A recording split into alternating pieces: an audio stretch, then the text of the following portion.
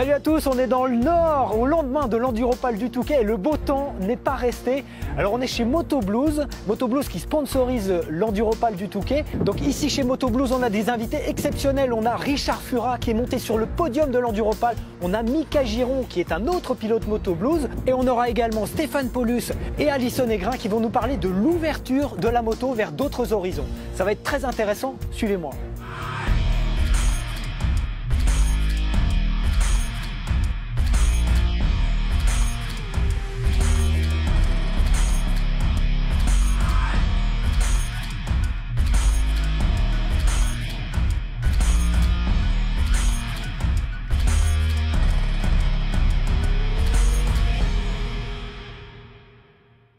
On est au cœur du paddock, c'est le surnom donné par Motoblues pour son siège. On est avec Thomas qui nous accueille. Bonjour Thomas. Bonjour David et bonjour à tous. On est également avec Richard Fura qui nous fait le plaisir et l'honneur d'être venu directement de l'Enduropal. Au moment de notre tournage, on est au lendemain de l'Enduropal et Richard est monté sur le podium. Bonjour Richard. Bonjour à vous, merci de m'accueillir. Et comme chaque semaine, on est avec Eric Célie. Salut Eric. Bonjour David, bonjour messieurs. Alors on est dans le Nord, on va parler de l'Enduropal qui vient d'avoir lieu. On est donc avec Richard, mais d'abord on va remercier Thomas de nous accueillir. Tu étais toi aussi à l'Enduropal au Touquet hier. Oui, on était à l'Enduro puisqu'on est un des sponsors principaux de l'Enduro du Touquet. Et donc Motoblues depuis quelques années maintenant, je crois que c'est la 6e année, est sponsor de cette superbe épreuve. Et sponsor également du team Honda officiel dont tu fais partie Richard et tu es monté sur le podium. Ça s'est joué dans les tout derniers instants de la course. Tu nous racontes brièvement? Bah oui, c'est vrai qu'à l'entame du dernier tour, j'étais toujours 4e. Donc on m'a affiché sur le panneau, j'étais 4e. Donc pour moi, j'ai fini mon tour et au moment de passer l'arrivée, je dis bon bah voilà, je fais 4, j'étais content. Et en fait, ils me font tous signe, non, t'es 3e. Et donc j'étais vraiment surpris et content. Donc ouais, c'est vraiment bien d'avoir terminé 3e sur cette course. Thomas, vous étiez aussi au cœur du paddock chez Honda, puisque vous supportez ce team officiel Honda. Vous avez vécu ce moment un peu de liesse? Oui, alors on avait un copartenariat avec Honda. On avait notre propre camion qui était juste devant la ligne d'arrivée. Et donc on a vécu ce moment-là dans le camion Motoblues devant la ligne d'arrivée. Et c'était vraiment c'était top parce que toute la team Honda était super fière de Richard. Bah oui, puis on a vu la scène avec l'arrivée. Eric, toi tu commentais pour Motorsport cet Enduropal du Touquet. C'était une belle édition. Ah, une très belle édition, pas seulement au niveau météo, mais au niveau de la course, ça a été vraiment extraordinaire. Il y a eu plein de rebondissements et surtout tout le temps de la bagarre parce qu'au début, ton coéquipier, Richard Jérémy Van Der Beek qui se battait avec Camille Chapelière, ça a été mais vraiment 200 mètres, 300 mètres grand maximum, hormis le premier tour où il y a eu le bouchon et Dieu sait si ça a fait parler puisqu'il y a eu une pénalité d'infliger à Chapelière à ce moment-là, mais derrière, une fois qu'il y a eu des soucis pour ces deux pilotes, après c'est revenu. Milko Potisek également a fait une course où on le voyait monter en puissance. Non, ça a été vraiment très très disputé, c'était vraiment très sympa. Alors il y a une belle histoire aussi locale, c'est celle de Motoblues, Thomas. Motoblues est né quand? Et aujourd'hui vous êtes sur une dynamique, chaque année il y a de nouvelles choses. Quand est-ce qu'est apparu Motoblues dans le paysage de la moto? Alors donc moi je suis l'un des deux fondateurs. On a créé Motoblues avec mon meilleur ami David Thierry et donc c'était fin 2004. Donc on avait tous les deux 21 ans. Il y a 15 ans. Il y a 15 ans exactement. Et l'idée de départ, ça s'appelle Motoblues parce qu'on voulait vendre des blousons moto et donc on a décidé d'appeler notre société comme celle-là. Et ensuite petit à petit, année après année, on a ouvert toutes les gammes de produits et donc aujourd'hui Motoblues distribue tout l'équipement du motard pour la route et pour le tout-terrain. Ouais. Et tout l'équipement de la moto également, donc plaquettes de frein, pot d'échappement, tout ça. On n'est pas loin du Touquet, vous étiez obligé de distribuer du tout-terrain de toute façon. On était obligé de distribuer du tout-terrain, effectivement. Alors Thomas, la particularité de Motoblues, c'est avant tout le site qui a performé en termes de e-commerce. Vous êtes apparu, vous êtes imposé rapidement en termes de e-commerce. Oui, c'est ça. Alors, on a créé donc en 2004 et donc en un petit peu moins de 15 ans, la société est passée de 0 à 50 millions d'euros de chiffre d'affaires. On est 130 collaborateurs aujourd'hui et donc on fait principalement notre chiffre en France. 90% du chiffre est fait en France. Le reste est fait en Espagne et en Italie et dans les pays limitrophes, Belgique, Suisse, Luxembourg. Mais effectivement, on était connus pour l'e-commerce et on a ouvert un premier magasin il y a un an et demi, qui se trouve juste derrière nous. C'est notre shop dans le paddock, directement à Carvin. Parce que là, c'est le paddock, c'est le surnom du siège. Hein. Exactement. C'est pas le siège, c'est le paddock. C'est ça. Et l'idée, c'était vraiment de faire venir des clients au sein du siège, justement, et de mettre à disposition de nos clients l'ensemble du stock qu'on a dans l'entrepôt. On a à peu près 10 millions d'euros de stock dans l'entrepôt, donc c'est le plus grand magasin au monde en termes de choix et de disponibilité produits, même si la taille du magasin est petite. Mais en tout cas, il y a pas mal de clients qui viennent pour justement avoir ce choix formidable qu'on peut retrouver sur le site internet. Et vous avez ouvert le premier magasin physique, qui est à 10 km d'ici à peu près, à Seclin, c'est ça? C'est ça, à Seclin, dans la zone Unexpo, donc c'est la plus grosse zone moto en Europe, où on retrouve l'ensemble des concessionnaires qui se trouvent juste à nos côtés. Et donc on a racheté un magasin existant qui s'appelait M comme Moto, et on a transformé ce magasin en magasin Moto Blues. Et notre idée, en fait, ce qu'on fait depuis 15 ans sur l'e-commerce, on travaille vraiment au quotidien pour essayer de satisfaire nos clients au mieux. Donc vous pouvez le voir, on est élu service client de l'année. Les salles de réunion, c'est marqué derrière toi. Ouais. Les salles de réunion portent des noms de clients. Donc c'est un peu un exemple de l'ADN. François Hollande, il a vraiment commandé sur Internet? François Hollande, il portait un casque Dexter quand il est sorti de chez Julie Gaillet à l'époque, en scooter. Donc c'est un casque de notre marque propre. Et donc on voulait vraiment dupliquer cet ADN de satisfaction client, et on essaie de maximiser l'expérience client. Et on était frustrés de voir ce qui se passait en magasin chez nos confrères. Et donc on s'est dit, on va lancer notre magasin Moto Blues avec une expérience client sans couture, justement, entre le web et le magasin physique. Et donc c'est une surface de 2000 m², donc c'est un très grand magasin, et qui est ouvert depuis septembre 2018. Et l'idée, c'est d'en faire un peu notre laboratoire. Donc toutes les semaines, il y a des trucs qui changent, parce qu'on veut vraiment comprendre l'influence du web sur le magasin physique et vice versa, parce que le fait d'ouvrir un magasin, ça va aussi augmenter la notoriété de Moto Blues dans le Nord-Pas-de-Calais, même si on commence à être bien connu maintenant. Tout part d'ici. Hein. Tout part d'ici, toute la logistique part d'ici. Et voilà, et donc on a décidé d'ouvrir notre premier vrai magasin physique. Richard, toi, l'équipement, t'es pilote officiel, comment ça se passe? T'es équipé par Honda, ou tu dois chercher ton propre matériel, ou c'est tes sponsors? Et est-ce que tu commandes sur Internet, toi? Alors je commande rarement sur Internet. On est en fait, avec le team Honda, on est vraiment équipé de la tête aux pieds. Non, pas jusqu'aux pieds d'ailleurs, puisque les bottes, on est libre de trouver notre partenaire. Donc le casque, les lunettes, les vêtements, voilà, ça c'est par le team. Après on a les protections où là on fait ce qu'on veut. Ouais. Et pareil, les bottes, on fait comme on veut. On a libre choix. Alors les lunettes. Tu parlais des lunettes, très important au Touquet, les lunettes, vous en changez à chaque fois. Tu as quel système, toi, des roll-off, ou t'as des... Alors pour le Touquet, on a soit des roll-off, ou alors on met rien du tout et on essuie avec le gant quand il fait beau, ou si le sable ne colle pas trop.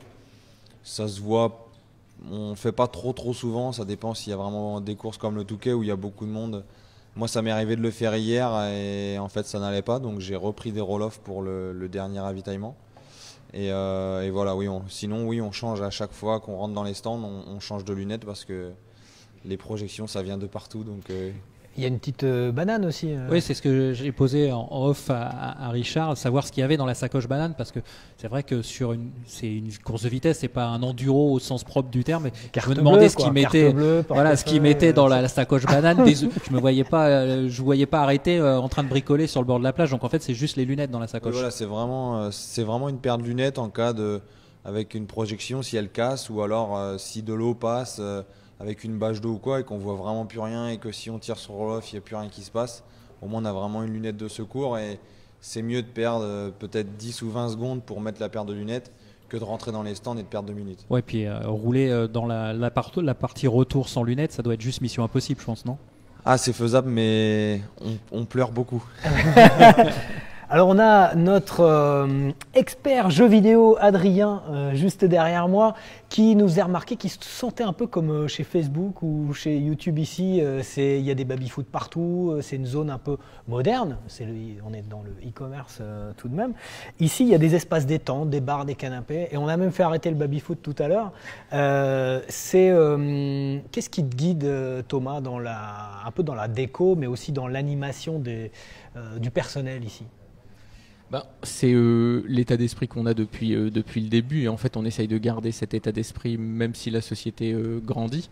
Donc c'est pour ça que ce lieu-là on l'a construit nous-mêmes, et l'idée c'était vraiment tu trouveras pas de place de parking réservée pour les dirigeants, pour les managers, il n'y a pas de bureau fermé, tout le monde est installé au même endroit dans l'open space.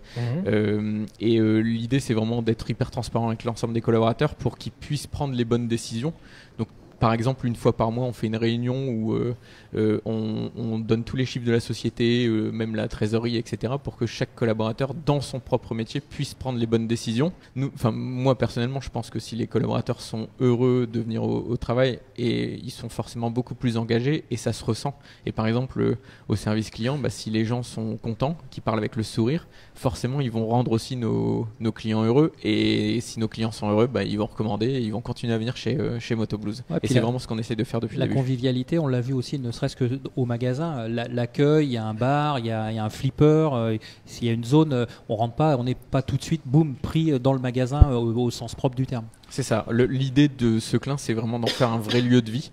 Et donc, on y retrouve des motos. Donc, on achète et on vend des motos d'occasion. On peut venir juste boire un café, discuter entre potes motards. On était relais Calmos aussi pour l'enduro du Touquet, par exemple. Et bien sûr, on vend des équipements puisque c'est notre métier de base. Mais l'objectif, c'est d'en faire un vrai lieu de vie. Merci. Alors, au rang des brèves, j'avais une petite question à Richard. Richard, le super motard et le dirt track, t'as déjà essayé? Non, j'ai jamais essayé, et j'avoue que j'aimerais bien essayer le super motard. Et j'ai d'ailleurs un ami qui en fait pas loin de la maison, et ça fait 1 an qu'on en parle, mais vu que je m'étais fait opérer, j'ai pas pu le faire. Et je pense que ça va être pour cette année. On reste chez Honda. C'est la dernière victoire de Dani Pedrosa sur une Honda Supercube. Donc c'était une course qui avait lieu le Cube Mix Match,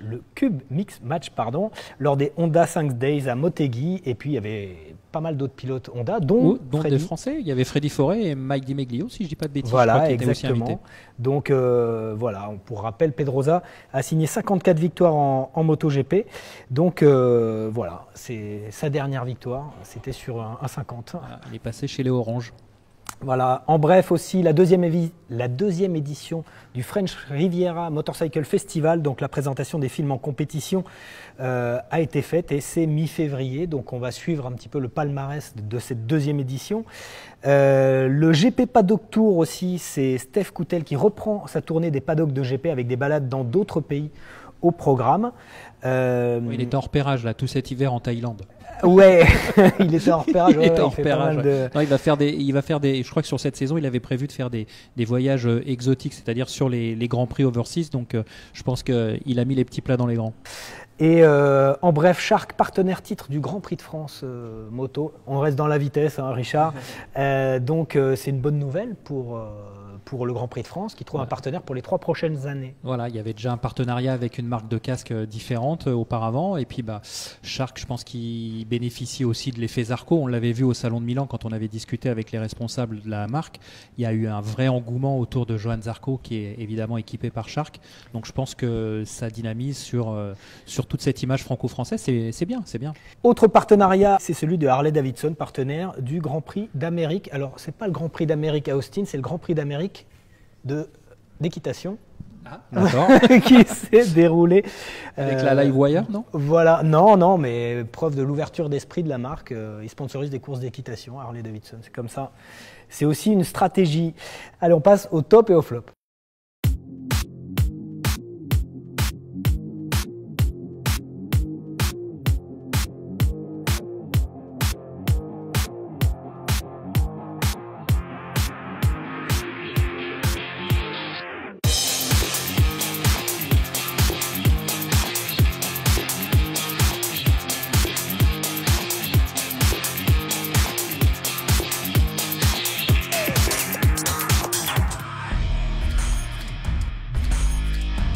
Le premier top, c'est un équipement. Je ne sais pas si vous allez le distribuer. C'est un nouvel équipement.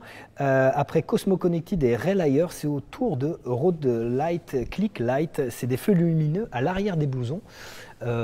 C'est encore quelque chose de nouveau sur la visibilité des motards. Et c'est pas plus mal. Ouais, c'est un système astucieux. En fait, après, c'est un peu particulier parce que il y a un système avec des bretelles qui vient se mettre par-dessus le blouson. Mais par contre, c'est un système qui peut s'adapter aussi à la pratique sur le site. On le voit à la pratique des engins motorisés style trottinette ou des choses comme ça. Donc, ça apporte une vraie visibilité supplémentaire. Et Ça, Richard, vous n'avez pas de lumière en tout terrain? Non, on n'a pas de lumière du tout. On roule souvent en plein jour, donc on n'a pas trop besoin de ça. Et pas de course de nuit? Bah, il y en a un petit peu, mais on n'est pas. C'est vraiment la piste qui est éclairée et nous, on n'est pas éclairés. C'est pas du tout comme la route ou quoi. C'est vraiment. Il n'y a pas besoin de lumière. C'est pas mal, de toute façon. Ce genre de système de visibilité, Oui, ça peut pas nuire. Ça peut pas nuire, non, c'est sûr. Vous avez des marques aussi spécifiques chez Moto Blues? Oui, donc on fait une partie de notre chiffre d'affaires avec nos marques propres. Donc ça fait une petite dizaine d'années maintenant qu'on développe nos propres produits.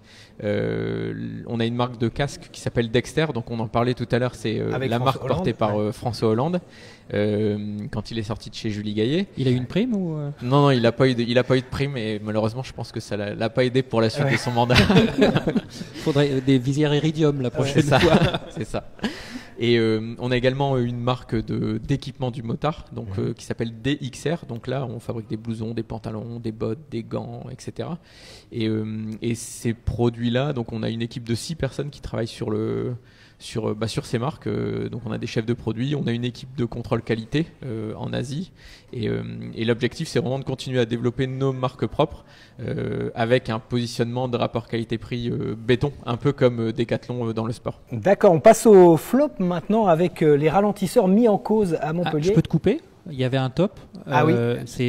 On l'a eu cette semaine en annonce. C'est Claude Michy qui s'associe avec la Fédération française de motocyclisme pour relancer quelque part un peu le process de l'équipe de France de vitesse. Et il y aura 2 jeunes pilotes qui seront intégrés à cette équipe pour tenter de réalimenter la filière, notamment en Moto 3, sur le monde des Grands Prix, parce que cette année, malheureusement, il n'y aura aucun pilote tricolore en Moto 3.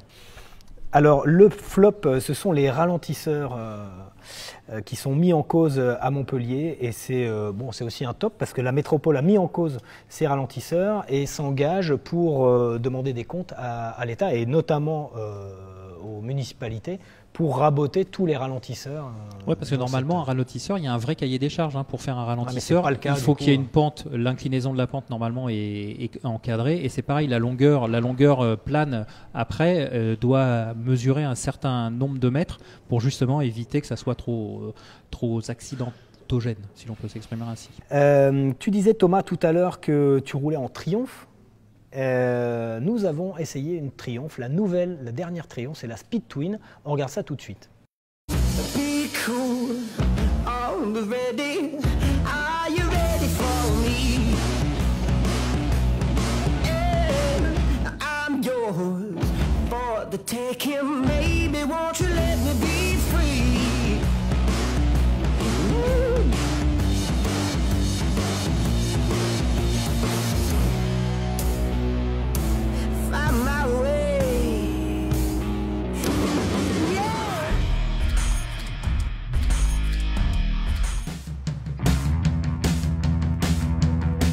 Bonjour à tous, on continue le tour d'horizon des nouveautés Triumph avec cette nouvelle Speed Twin 1200 que la marque anglaise a présentée sur les superbes routes de l'île de Majorque. On est à l'est de l'île, du côté de Sa Calobra, les fameux virages de Sa Calobra avec une vue plongeante, une vue magnifique. C'est vraiment des paysages de rêve pour essayer cette Triumph Speed Twin. Qu'est-ce que cette Speed Twin a de nouveau avec ce vieux nom utilisé par Triumph dans l'entre-deux-guerres?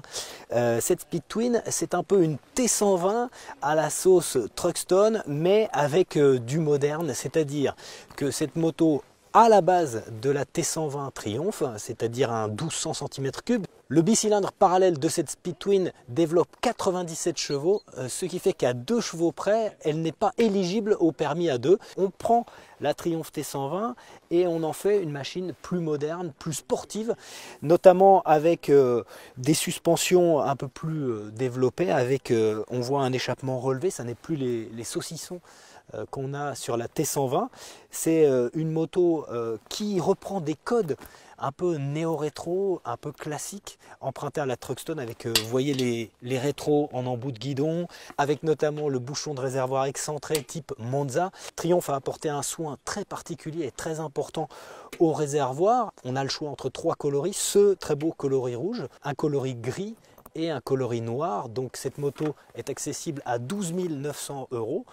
C'est un tarif plutôt accessible pour un tel degré de finition. Au niveau électronique, elle dispose évidemment de l'anti-patinage avec 3 modes de conduite. Un mode rain en cas de pluie, évidemment, un mode normal, et puis un mode sport qui permet d'avoir une cartographie un peu plus agressive. On peut s'amuser d'autant plus qu'on peut chanter le contrôle de traction, l'anti-patinage, très facilement avec un appui sur le bouton I. Il faut aller chercher le mode on et il faut le mettre sur off avec un appui prolongé. C'est très simple.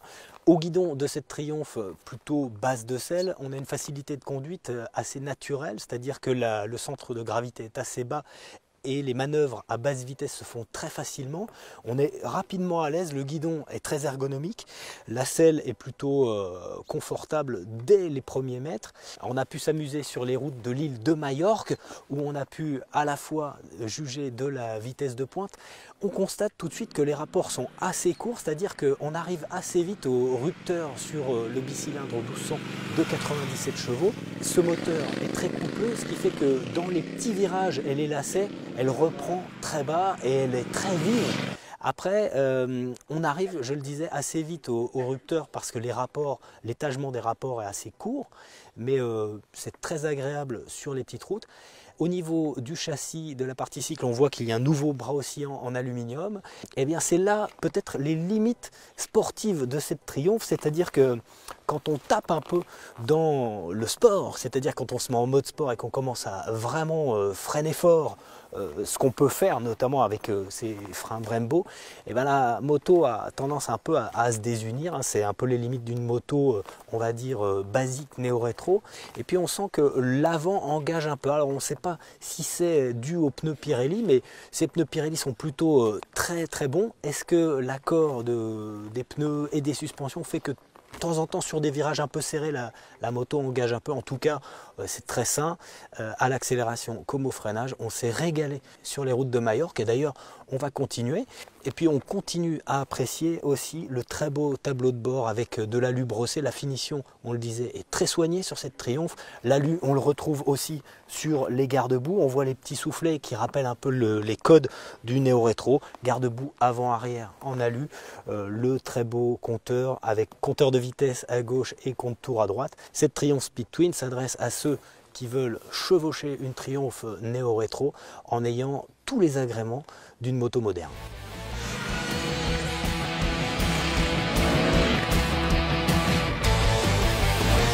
Voilà pour cet essai de la Speed Twin qui a eu lieu sur l'île de Majorque.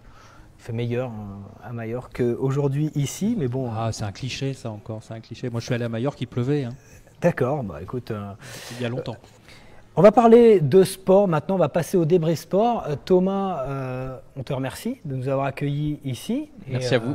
On va accueillir à présent un de tes pilotes, Mika Giron, qui a participé à l'Enduropal. C'est un pilote de vitesse qui a participé à l'Enduropal du Touquet. Il va nous en parler tout de suite. On passe au débrief sport.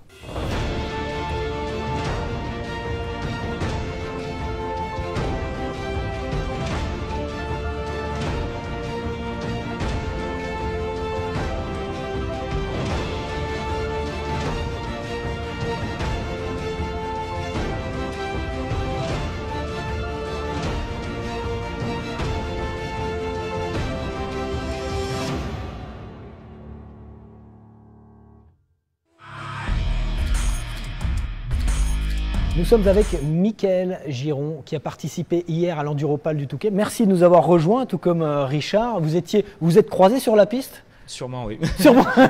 Plusieurs fois, je l'ai vu plusieurs fois passer, voler à côté de moi en fait. Ah ouais. T'as fait combien de tours? J'ai fait 5 tours. 5 tours. 5 tours. Et Richard? Moi j'ai fait 15 tours. Ah. Donc Bon. un tiers de l'épreuve. Ah oui, mais Mika est un pilote de vitesse C'est ça, oui. Donc, qui a participé à l'Enduropal. Donc c'était ta première participation? donc toute première fois, c'était un petit défi lancé par Moto Blues il y a un an. Et donc, on s'est dit pourquoi pas, hein, ça paraissait impossible, donc du coup j'ai accepté.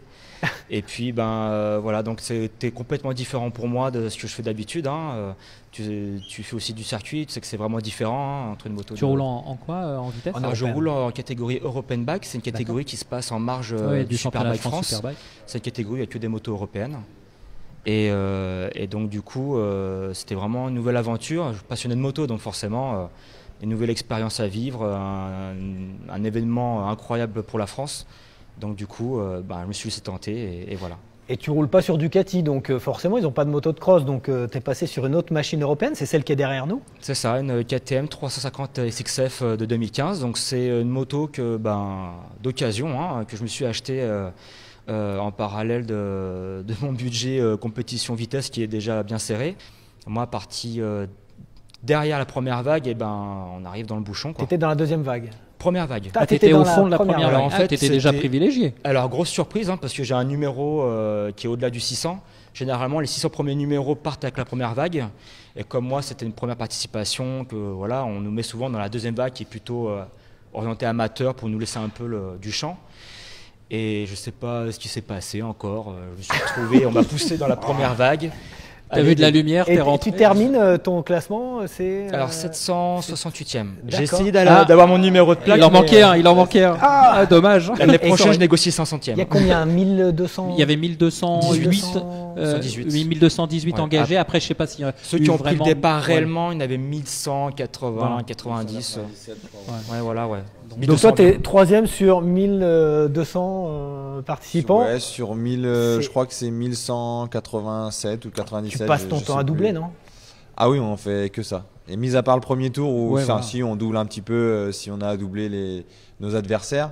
Mais sinon, dès qu'on a fait un tour et qu'on revient au bout de la ligne droite, ça y est, c'est parti. Et on il y a souvent des contacts quand même, forcément. Tu peux pas éviter. Ouais. Même toi aussi, Mika. En fait, je tombais très souvent. Ouais. Parce que, en fait, t'as compté le nombre de chutes? J'ai arrêté après 767, 5 c'est marqué sur la moto. Par tour, hein. Ouais. Non, je prenais entre 5 et 6 pelles par tour. Parce que j'ai fait qu'une journée de roulage sur le sable en tout avant d'aller au Touquet. Tout le monde m'a dit que c'était de la folie et voilà, ce qui est vrai. Hein. Richard, ça le fait rire. c'est de la folie. C'est de la folie, ouais. C'est vraiment voilà. Et en fait, sur la moitié des chutes, c'était moi et les autres, c'était les autres pilotes en fait. Mais c'était pas volontaire. Ouais. C'est juste qu'un pilote qui tombe devant moi, un pilote qui la moto s'embarque devant moi, me tape la roue avant. C'est tout ça qui est vraiment le trafic. Et je vous tire mon chapeau. Mais moi, quand je vois les top pilotes qui prenaient les sauts sans savoir ce qui se passait derrière, franchement. C'est votre hantise, hein, le trafic, hein, clairement. Ouais, on l'a vu notamment avec Camille Chapelière. À un moment, il saute et c'est sa première chute. Il saute. C'est le principe aussi. Voilà, il y a un pilote qui est derrière et il peut pas l'éviter. Hein. Oui, c'est ça. C'est le trafic.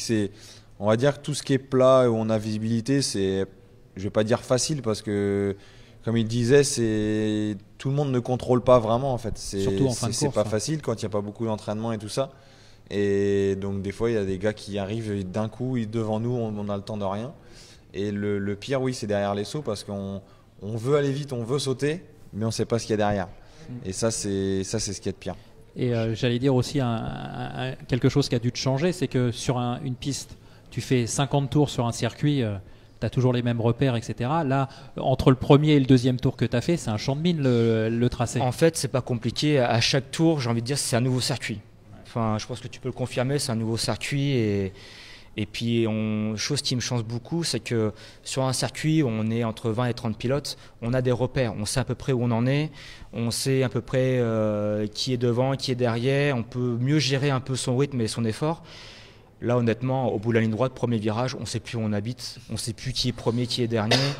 Et j'avais pas fini mon premier tour, enfin à peine fini que déjà je voyais des avions passer à côté de moi avec un dossard jaune. Et c'est incroyable quoi. Et combien d'enduropal t'as fait, Richard? Moi, mon premier, c'était en 2012. Donc, c'est 7. 7, d'accord. Donc, d'accord. Alors, il y avait un autre enfer. C'était du côté de San Diego. On en parlait tout à l'heure. C'était le Supercross US. Le 5e round du Supercross, c'était à San Diego. Et il pleuvait. Et ça a provoqué pas mal de dégâts. On regarde ce que nous en dit Stéphane Legrand, alias le Big USA.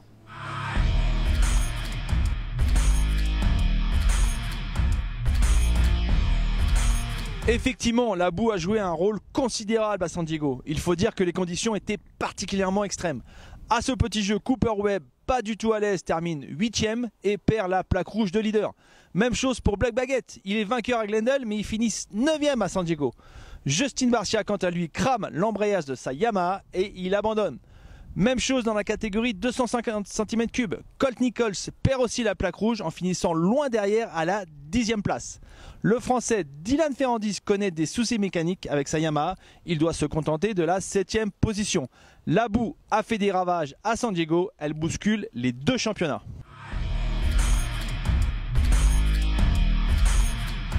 C'est en effet la première victoire de la saison d'Elitomac et il a été la chercher très loin.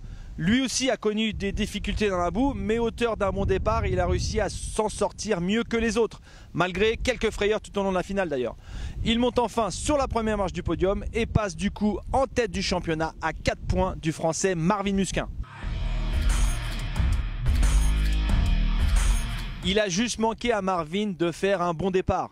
Englué dans le paquet, c'est le moins qu'on puisse dire, le français a réussi à se faufiler et à piquer la 2e place à Ken Roczen dans le dernier tour, mais malheureusement ça n'a pas suffi pour inquiéter Eli Tomac.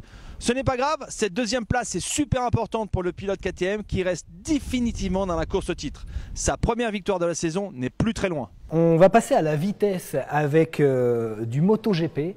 C'est Michel Turcot qui est à Sepang pour le compte de Motorevue et donc de son concession. Il nous parle des 2 premières journées et notamment évidemment de Fabio Quartararo et de Johan Zarco.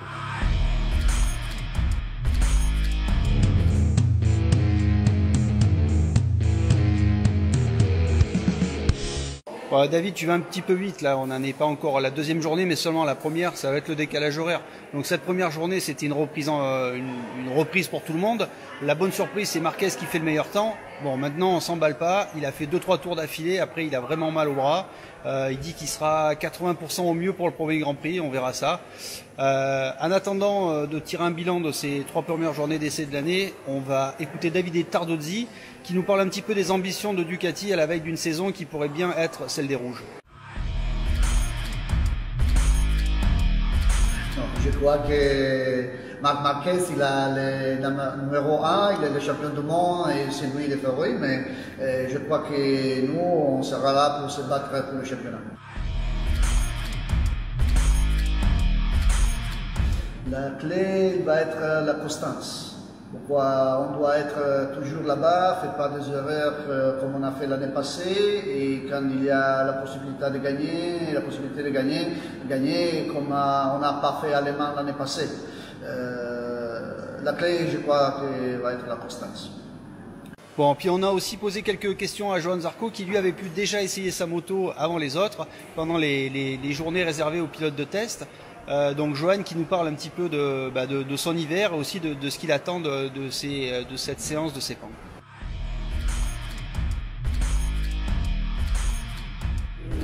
Oui, on va dire que ça a pu confirmer ces sensations difficiles sur le train avant et toujours un peu de difficulté à passer vite en virage.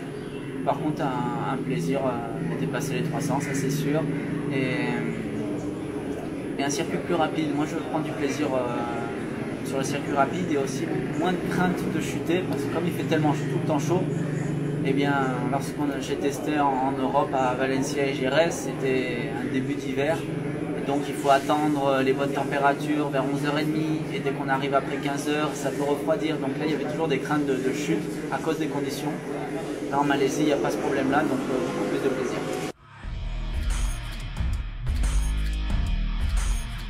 Eh bien, de la prépa physique, un peu de moto. J'ai pu rouler en plan supermotard. Il fait froid en France. Je ne suis pas descendu en Espagne, mais j'ai quand même pu être sur le circuit et lorsque les bonnes températures étaient là, faire des tours et au moins reprendre des sensations avec l'asphalte avant de partir en Malaisie.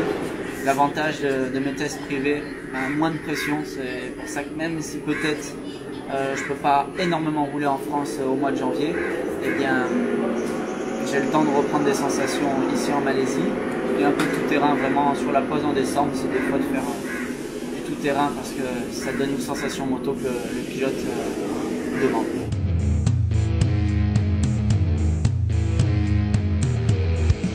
Merci Richard, merci Mika Merci. d'être venu au lendemain de votre Enduropal du Touquet.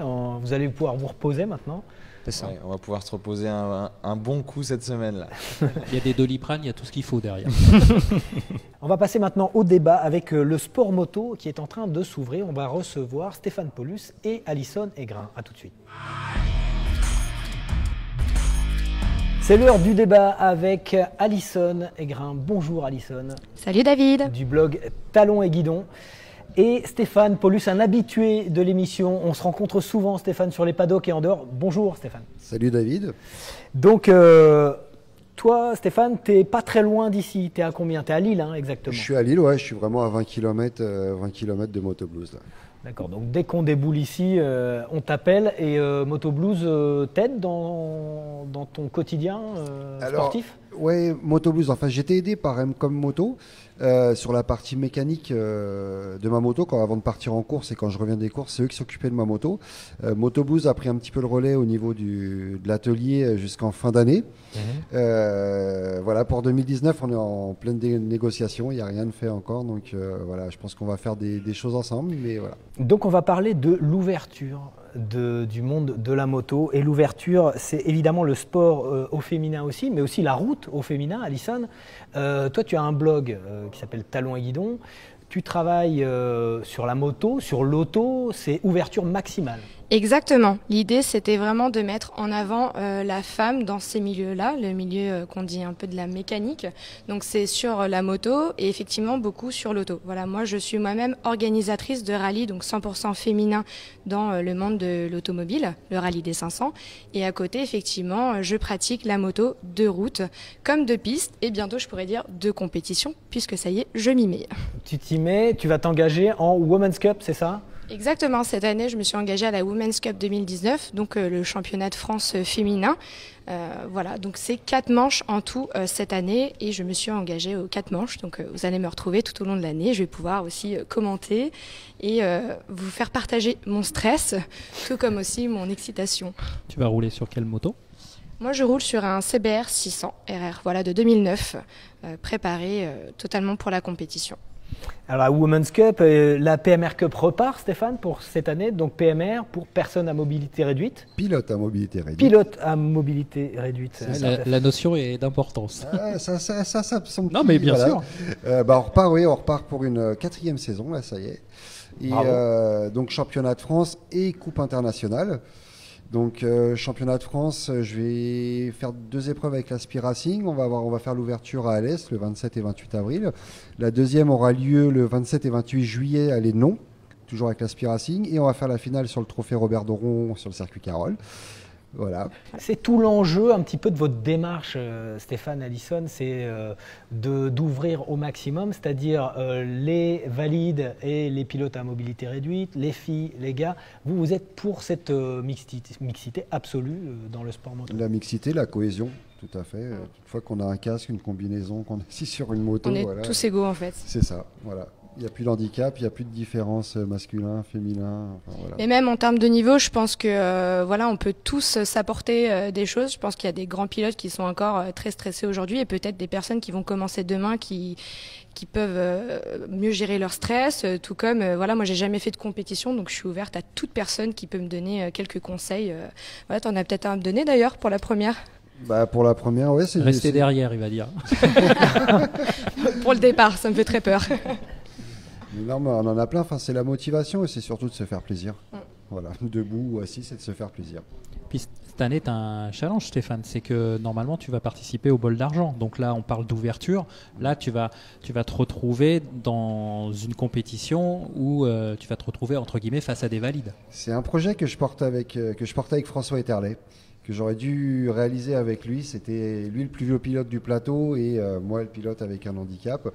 Malheureusement, on est toujours confronté au même problème au niveau fédéral et encore, quoique aujourd'hui ils me soutiennent vraiment et ils veulent avancer dans ce sens-là. Qui ? La Fédé. Ouais. Voilà, pour qu'on puisse dans l'avenir proposer aux meilleurs pilotes, enfin je dis aux meilleurs, ils veulent pas que je dise ça, aux pilotes ayant des temps de référence parmi les valides.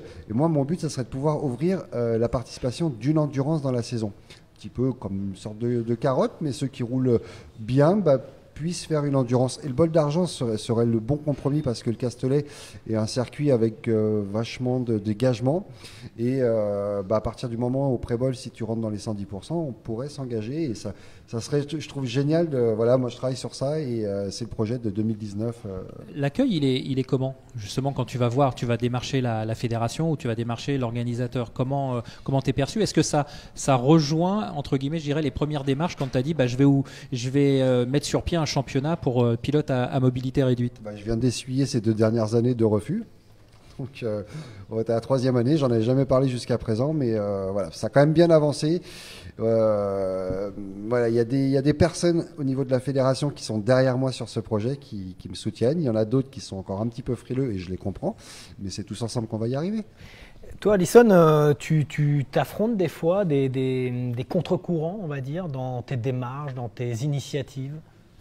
Alors c'est rare, c'est de plus en plus rare, mais oui, j'ai déjà été confrontée à certains commentaires pas franchement encourageants, mais l'idée c'est de pas écouter cela et plutôt l'inverse, d'écouter ceux qui sont pour et qui ont envie qu'on continue dans ce sens, mettre en avant les personnes différentes en fait dans la moto, puisqu'aujourd'hui on parle beaucoup de femmes dans la moto, mais moi j'essaie de mettre en avant aussi les petites, les grandes, celles qui aiment le cross, celles qui aiment la sportive, tout comme celles qui aiment l'univers un peu néo-rétro, puisque moi-même j'ai 2 motos différentes, donc je communique sur différents univers. Moi j'écoute ces personnes-là, qui vont de l'avant en tout cas.